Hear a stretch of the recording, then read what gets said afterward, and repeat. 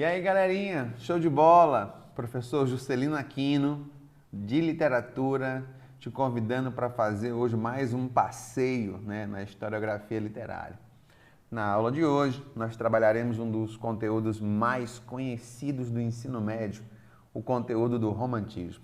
Se você está assistindo essa aula, isso quer dizer que você fez a escolha pelo melhor curso, que é o curso Replay. Vamos lá, então.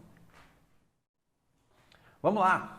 Na aula de hoje, trabalharemos a estética do século XIX, conhecida de todos nós como romantismo, Então, na nossa aula de hoje, nós trabalharemos esse intervalo de tempo do século XIX. Professor, mas sendo preciso, qual é o intervalo de tempo em que temos a estética romântica? É esse intervalo de tempo, entre 1836 e 1881. É nesse intervalo que começa ainda na primeira metade do século XIX e vai até a segunda metade do século XIX, com a segunda lá por meados da Revolução Industrial, daquele surto cientificista do final do século XIX, mas é importante que nós saibamos o intervalo de tempo em que se deu o romantismo.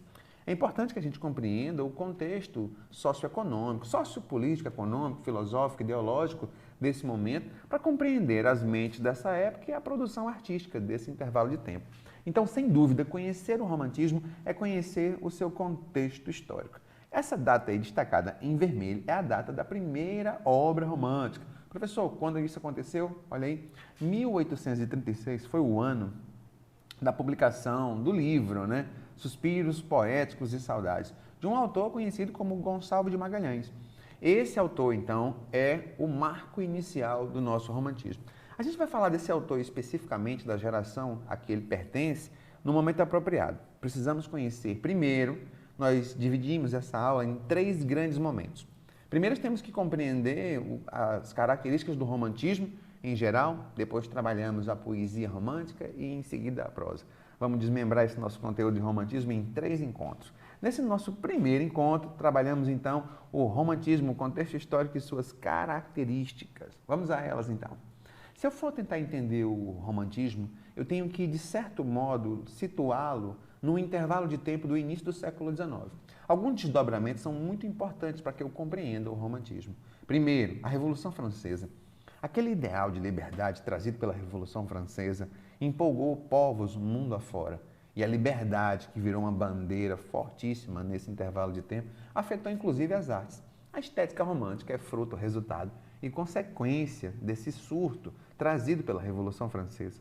Teremos então, no início do século XIX, uma política de Napoleão Bonaparte complicada em relação à Inglaterra.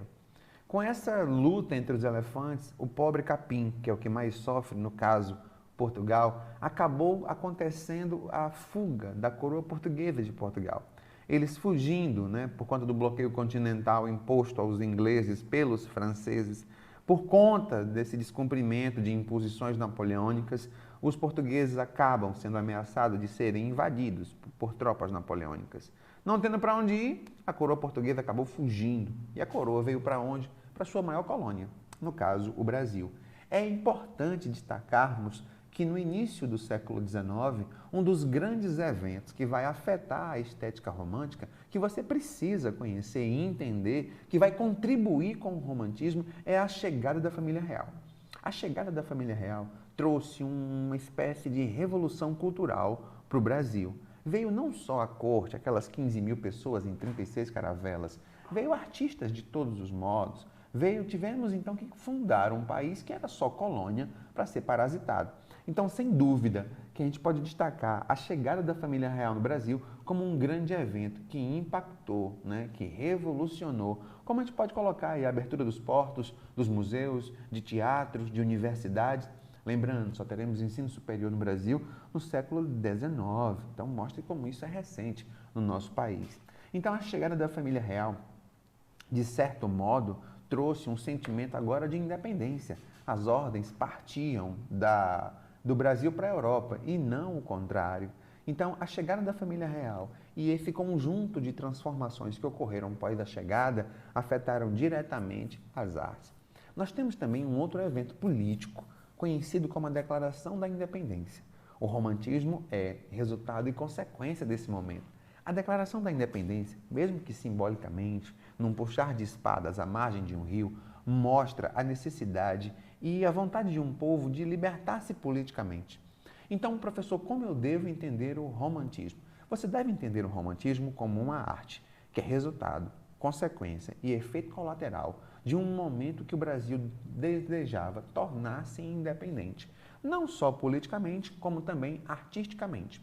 E essa arte que se apresenta como agora uma arte que vai ser independente do que era feito aqui no Brasil, ou seja, imitação da europeia, vai ser a estética romântica. Então, sem dúvida, esse conjunto, esse contexto sociopolítico vai ser o fermento, ela vai ser a raiz de todo esse espírito romântico, já que o romantismo vai nascer coincidente com a vontade do povo brasileiro de criar uma arte de uma espécie de identidade nacional. E é assim que a estética romântica vai se apresentar. Para entendermos o romantismo, temos que entender algumas características gerais. Vamos a ela.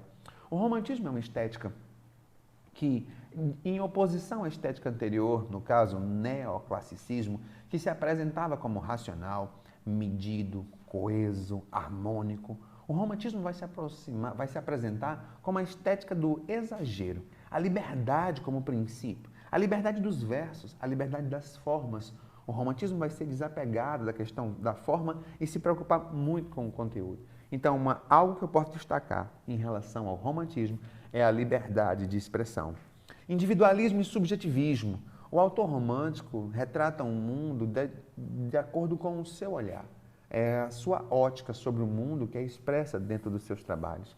Valorização das emoções, sem dúvida. É uma escola é um amálgama de várias ideias, mas o romantismo é pautado, se a escola anterior, no caso o arcadismo, é pautado pela razão, o romantismo pela emoção.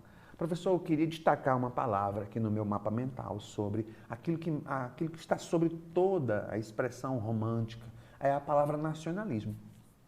Sem dúvida, o nacionalismo está acima de tudo dentro da estética romântica. É uma escola absolutamente nacionalista, de um nacionalismo idealizado, na figura do índio, na paisagem geofísica, nos arquétipos de beleza feminino, na valorização de todo o cenário nacional. O romantismo é uma estética nacionalista, é a primeira escola da era nacional. Tudo que foi feito antes, o barroco e o arcadismo, é um mero arremedo daquilo que se fazia pela Europa. O romantismo não. Ela é uma estética que se apresenta como genuinamente made in Brasil, é o romantismo. Escapismo e fuga da realidade. Os autores românticos, dominados por suas emoções, acabam fugindo do cenário da vida real, procurando a fantasia, o sonho, e acabam, de certo modo, dentro dessa busca da fantasia, escapando para lugares como a infância, lugares paradisíacos, ilhas desertas, torres que vão até as nuvens, né? Os autores românticos e suas idealizações. O pessimismo, o gosto pelo desespero, a angústia, a melancolia, o tédio, vai ser uma das características da estética romântica.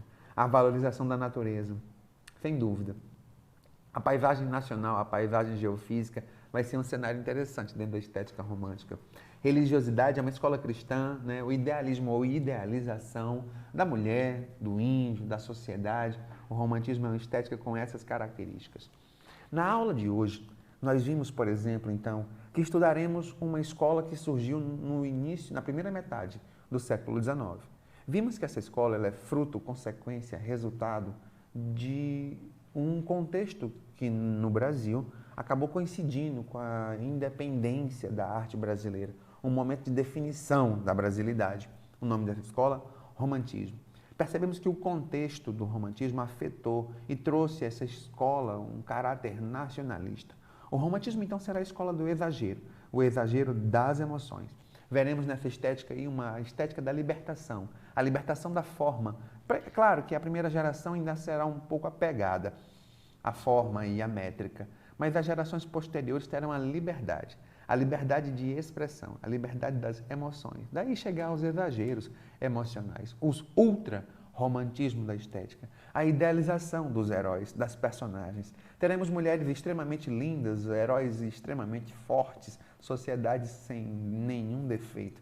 As mulheres ingênuas, frágeis, dóceis, o amor, o final feliz aqui no Brasil e o final trágico na prosa romântica da Europa, né? Traremos então para nossas aulas essa estética chamada de romantismo, que tem a liberdade e o nacionalismo como princípio. Na aula de hoje, nós vimos o contexto histórico e as características da estética romântica. Te convido a dar continuidade aos seus estudos. Queria que assistisse à próxima aula, já que na próxima aula trataremos da primeira geração da poesia romântica. Falaremos não só da primeira, como primeira, segunda e terceira geração da poesia. E numa última aula falaremos da prosa. Fica aqui então o meu abraço. Eu queria dizer que acredito que todas as forças concorrem para o bem daqueles que amam a Deus. Meu nome é Gás, eu estou vazando. Fica com Deus, até a próxima aula.